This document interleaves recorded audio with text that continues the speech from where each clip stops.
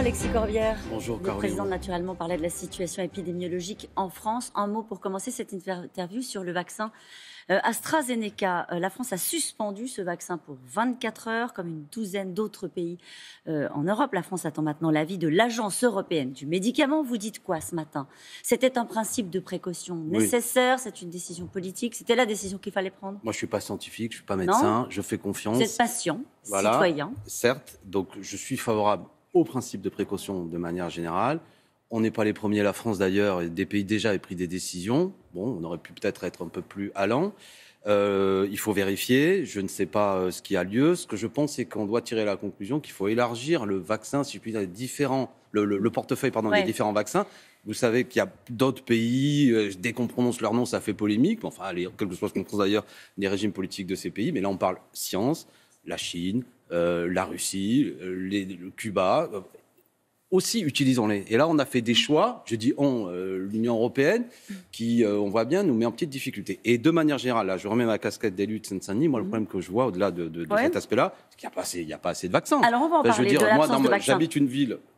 35 000 habitants, Bagnolet, il n'y a toujours pas de centre de vaccination. Montreuil, à côté grande ville, il y en avait un, il y en a un deuxième qui vient d'ouvrir, parce que la mairie a créé les conditions, alors qu'on nous en avait annoncé 3 au mois de janvier de la part du préfet. C'est ça le problème, des gens âgés qui s'inquiètent. Monsieur le député, j'ai pris rendez-vous, j'attends. Vous avez raison, et on va parler du manque de doses. C'est le fond du problème. Et on va en parler précisément de la situation en Seine-Saint-Denis. Mais si on revient à AstraZeneca, le problème, c'est la confiance dans la vaccination. C'est comme ça qu'on avait même abordé la grande campagne de vaccination quand elle a été lancée. Quand vous entendez le Premier ministre dire la veille de l'annonce du président de la République, non, continuez à vous faire vacciner avec du vaccin AstraZeneca, sans doute qu'il n'avait pas les informations nécessaires. Mais comment ajuster le discours politique face à une situation comme celle-ci?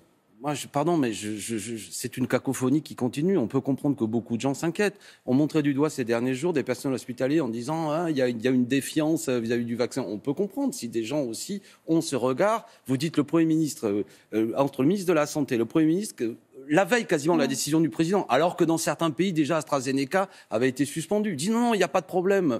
Bon, c'est pas raisonnable. Et beaucoup de gens, après l'histoire des masques qu'il ne fallait pas porter puis qu'il faut porter, après le tester, tracé, isolé, donc concrètement, il n'y a aucune application matérielle. Moi, je connais des gens qui ont été jugés positifs, et vous aussi d'ailleurs sans doute, tout le monde.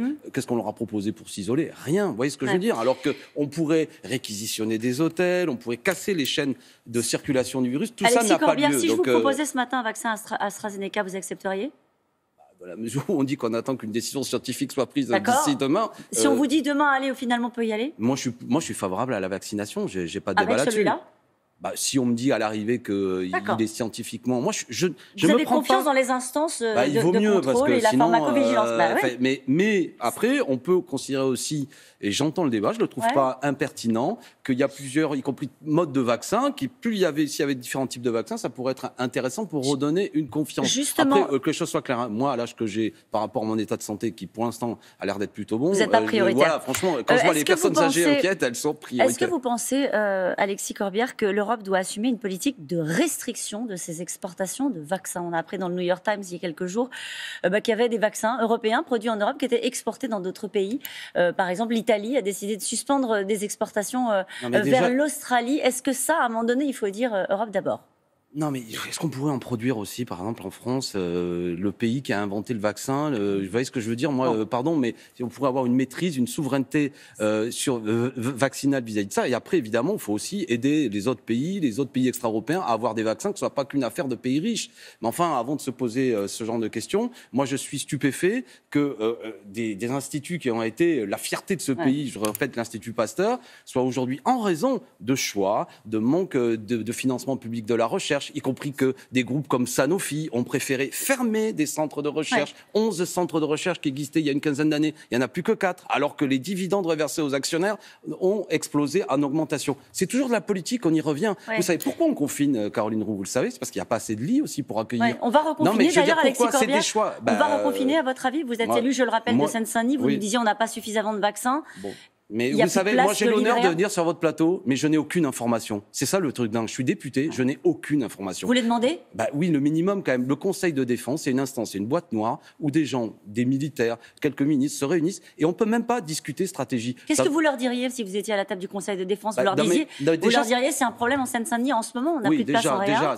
On est particulièrement touché. Le taux d'incidence est plus élevé. Il est même plus élevé que dans le Pas-de-Calais qu'on a confiné. On a des gens qui vont bosser et on a le taux de vaccination le plus bas. Et vous leur diriez il faut confiner ? Je leur dirais, il faut donner plus de moyens de vaccination, il faut ouvrir plus de lits d'hôpitaux, il y a des hôpitaux qui peuvent accueillir, il y a des capacités, on ne le fait pas, c'est ça que je dirais. Et après, nous, on est pour l'idée aussi d'une société de rotation, pour aller au boulot, etc.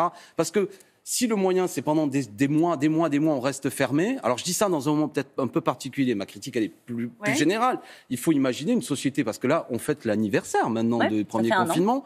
Moi, je pense au monde de la culture, je ne sais pas si on aura le temps d'en parler. Il y a beaucoup d'autres secteurs professionnels où ils en peuvent plus, la restauration. Comment on fait ? On voit bien qu'il y a peut-être une organisation différente. Ce que je reproche, pour le dire à grands traits, ce qui pourrait être intéressant, c'est qu'il y ait une publicité des débats stratégiques de qu'est-ce qu'on peut faire. Et après, il y a un choix qui est fait, mais qu'on puisse dire, il y a d'autres choix. Alors que là, on ne sait pas. Et on vous annonce de nouvelles décisions dans quelques heures, puisqu'il y aura un conseil de défense demain. Oui, mais vous voyez, franchement, quand on limite les libertés publiques, ne banalisons pas ça. Le fait qu'on ne peut plus sortir, qu'on ne peut plus se réunir, qu'on ne peut plus manifester, que je peux, comme député, je ne peux même pas faire et comme d'autres, même pas faire une réunion pour...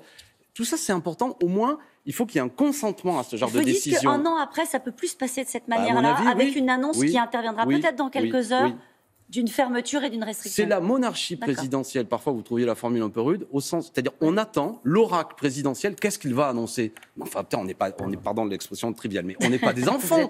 Non, mais pardon. Ce que je veux dire, c'est que on pourrait avoir une décision qui est le fruit d'une délibération collective. C'est pas une femme ou un homme qui va nous annoncer. Et vous, qui êtes une journaliste de renom, vous attendez comme moi. Qu'est-ce qu'il va dire ? Non, mais c'est pas ça. Par contre, un débat, au bout de 3 heures de discussion, publicité des débats, voilà les stratégies. Un débat y compris à l'Assemblée. Évidemment, et à l'Assemblée. Il y a une autre décision qui est tombée de manière assez brutale ces derniers jours. Elle concerne Danone, le patron de Danone, contesté par les administrateurs, Emmanuel Faber, qui se définissait comme un patron social qui a conduit la première entreprise française cotée à mission, a été remercié.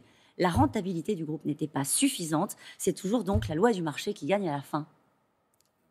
De la même façon que je suis allé soutenir, moi, les salariés de Carrefour il y a quelques jours, groupe qui a fait 690 millions d'euros. Il y en a 400 millions d'euros qui ont été reversés aux actionnaires. Et vous savez de combien ils ont augmenté les salariés ? 20 centimes.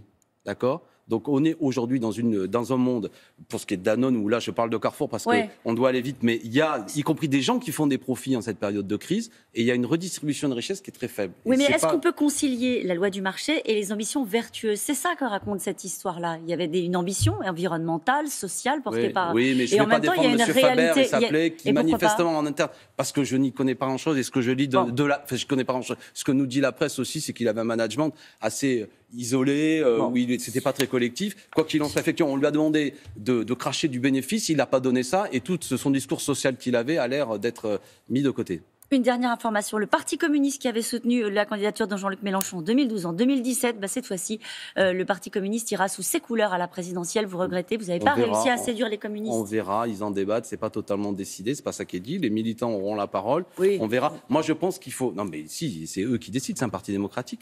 Et quoi qu'il en soit, c'est tout à fait normal que les uns et les autres veuillent se faire entendre dans la période, mais il faudra éviter peut-être les divisions artificielles.